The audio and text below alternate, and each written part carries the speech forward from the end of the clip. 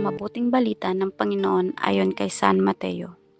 Noong panahong iyon, sinabi ni Jesus sa kanyang mga alagad ang talinghagang ito. Ang paghahari ng Diyos ay maitutulad dito. May isang taong maglalakbay, kaya tinawag niya ang kanyang mga alipin at pinagkatiwala sa kanila ang kanyang ari-arian. Binigyan niya ng salapi ang bawat isa ayon sa kanya-kanyang kakayahan.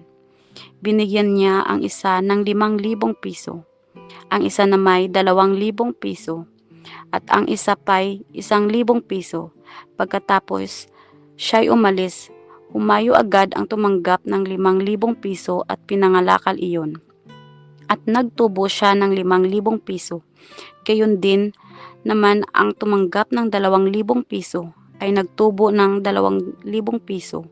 Ngunit ang tumanggap ng 1,000 piso ay humukay sa lupa at itinago ang salapi ng kanyang Panginoon.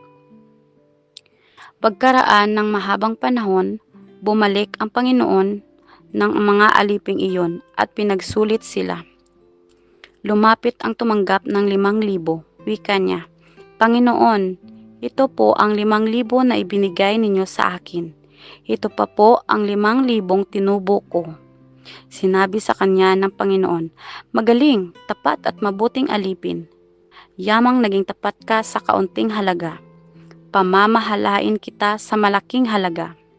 Makihati ka sa aking kagalakan."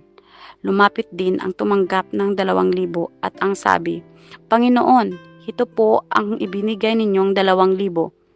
Ito naman po ang 2,000 piso na tinubo ko." Sinabi ng kanyang Panginoon, "Magaling, tapat at mabuting alipin.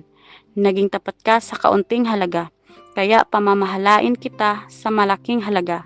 Makihati ka sa aking kagalakan." At lumapit naman ang tumanggap ng 1,000 piso.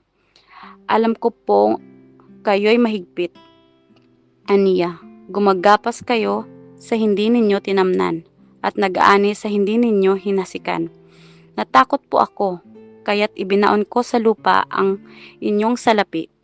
Ito na po ang 1,000 ninyo." "Masama at tamad na alipin," tugon ng kanyang Panginoon. "Alam mo palang gumagapas ako sa hindi ko tinamnan at nag-aani sa hindi ko hinasikan. Bakit hindi mo iyan inilagak sa bangko? Di sana may nakuha akong tubo ngayon?" Kunin ninyo sa kanya ang 1,000 piso at ibigay sa may 10,000, sapagkat ang mayroon ay bibigyan pa at mananagana. Ngunit ang wala, kahit ang kaunting nasa kanya ay kukunin pa. Itapon ninyo sa kadiliman sa labas ang aliping walang kabuluhan.